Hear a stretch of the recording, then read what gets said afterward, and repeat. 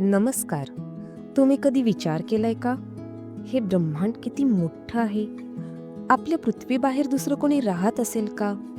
किंवा भविष्यातील तंत्रज्ञान आपलं आयुष्य कसं बदलेल? विज्ञानाच्या या सर्व गुंतागुंतींच्या प्रश्नांची उत्तरे आता मिळतील आपल्या मातृभाषेत. स्वागत आहे विज्ञान कट्टावर. इथे आम्ही घेऊन येतो विज्ञानातील रंजक तथ्ये, अवकाशातील रहस्ये आणि जगाला हातरवून सोडणारे नवनवीन शोध, अगदी सोप्या आणि रंजक मराठी भाषेत.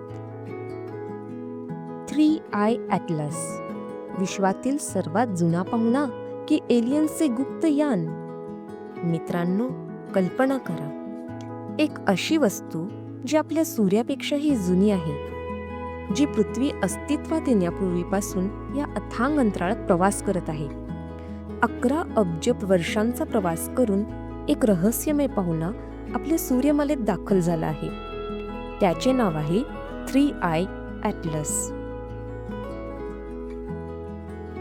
गेल्या काही महिन्यांपासून संपूर्ण जगातील खगोलशास्त्रज्ञ झोप विसरले आहेत. 19 डिसेंबर 2025 रोजी हा पाहुणा पृथ्वीच्या सर्वात जवळून गेला.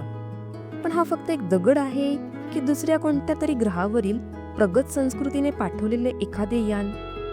आज विज्ञान कट्टाच्या या विशेष भागात आपण 3I ॲटलासचे सर्व गुण उकलणार आहोत. 3I ॲटलास म्हणजे नक्की काय? सर्वात आधी समजून घेऊया की याला 3I का म्हणतात. अंतराळ विज्ञानात आयचा अर्थ होतो इंटरस्टेलर. याचा अर्थ असा की ही वस्तू आपल्या सूर्यमालेत तयार झालेली नाही, तर ती दुसऱ्या एखाद्या ताऱ्याच्या घरून आपल्याकडे आली आहे. याआधी आपण ओमुमुआ आणि बोरिसो बद्दल ऐकले होते. 3I ॲटलास हा असा तिसरा पाहुणा आहे ज्याचा शोध 1 जुलै 2025 रोजी ॲटलास टेलिस्कोप मार्फत लागला. याचा वेग ताशी 2,21,000 किलोमीटर इतका प्रचंड आहे. हा वेग इतका जास्त आहे की सूर्याचे गुरुत्वाकर्षणही याला पकडून ठेवू शकत नाही. हा येईल तसाच सरळ निघून जाणार आहे. आता येतो सर्वात रोमांचक भाग. हार्वर्डचे प्रसिद्ध प्राध्यापक डॉक्टर अवी लोएब यांनी एक खळबळजनक दावा केला आहे. त्यांच्या मते 3I ॲटलासची हालचाल एखाद्या नैसर्गिक धूमकेतूसारखी नाहीये. साधारणपणे धूमकेतू सूर्याच्या जवळ आल्यावर चमकू लागतात, पण 3I ॲटलास सूर्यापासून खूप लांब असतानाच चमकत होता. जणू काही त्याला कोणीतरी ऊर्जा देत असावी. 3 जानेवारी 2026 रोजी, म्हणजेच अवघ्या काही दिवसांपूर्वी, वैज्ञानिकांनी ग्रीन बँक टेलिस्कोपद्वारे यातून काही रेडिओ सिग्नल येतात का याचा शोध घेतला. जरी अद्याप कोणतेही ठोस सिग्नल मिळालेले नसले तरी याचा विचित्र आकार आणि वागणूक अजूनही एक मोठे रहस्य आहे. जेम्स वेब स्पेस टेलिस्कोप याने या वस्तूचे विश्लेषण केले आहे. यात जे आढळले आहे ते थक्क करणारे आहे. 3I ॲटलासमध्ये पृथ्वीवरील धूमकेतूंच्या तुलनेत 8 पट जास्त कार्बन डायऑक्साईड गोठलेल्या अवस्थेत आहे. वैज्ञानिकांच्या अंदाजानुसार हा पाहुणा 8 ते 14 अब्ज वर्ष जुना असू शकतो. म्हणजे बिग बँग झाल्यानंतर काही वेळातच हा तयार झाला असावा. हा आपल्या आकाशगंगेच्या थिक डिस्कमधून आले असण्याची शक्यता आहे. याला टाइम कॅप्सूल मानले जात आहे, कारण यात विश्वाच्या सुरुवातीचे रहस्य दडलेले असू शकते.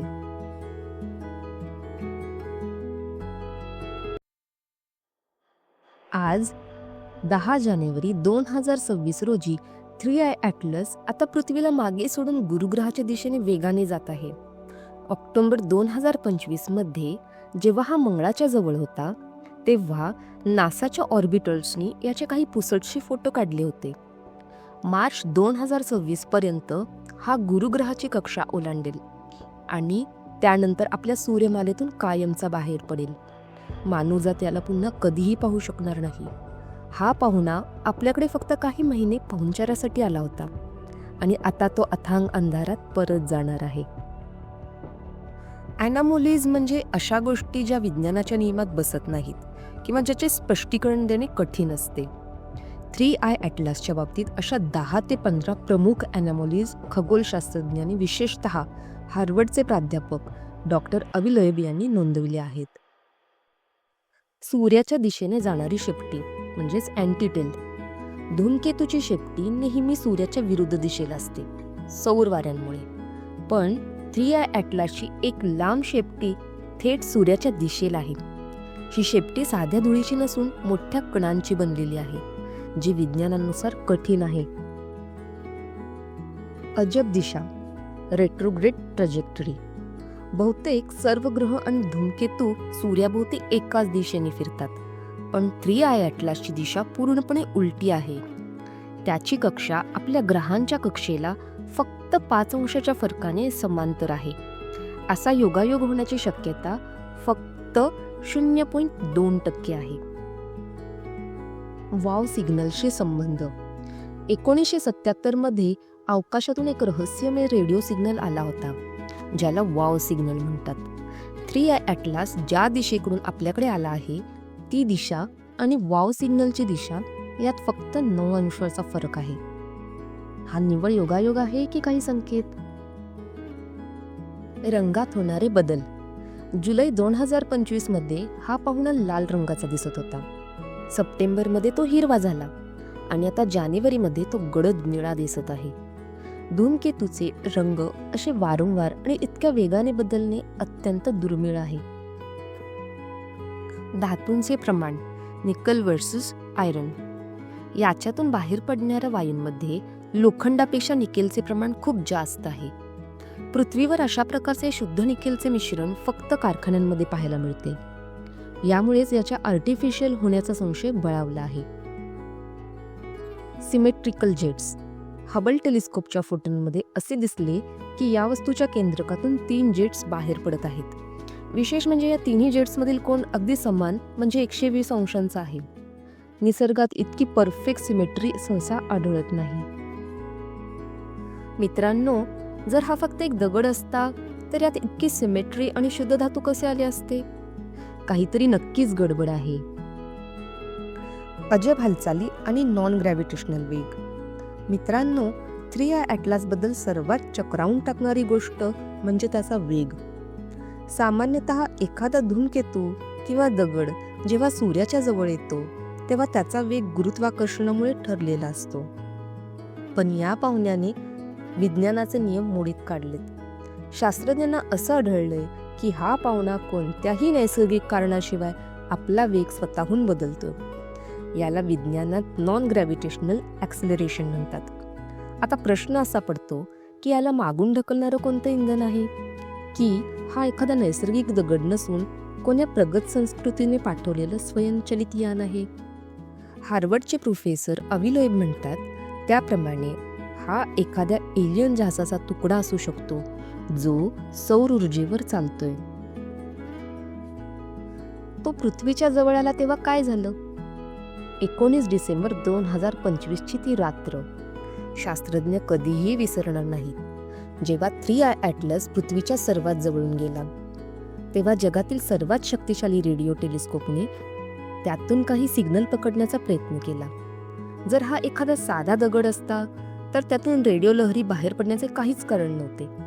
पण काही अनधिकृत रिपोर्टनुसार त्या रात्री काही सेकंदासाठी अतिशय सूक्ष्म आणि विचित्र फ्रिक्वेन्सी रेकॉर्ड झाल्या.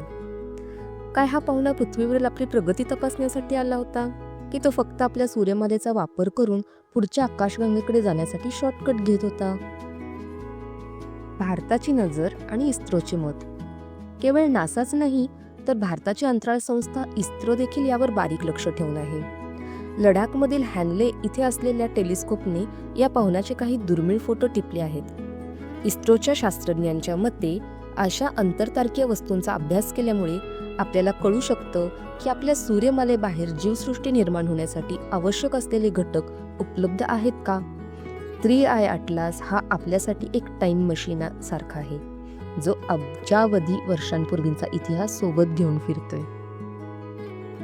3 आय ॲटलासने आपल्याला एक गोष्ट पुन्हा एकदा सिद्ध करून दिली आहे की हे विश्व आपल्या कल्पनेपेक्षाही खूप मोठे आणि अनाकलनीय आहे.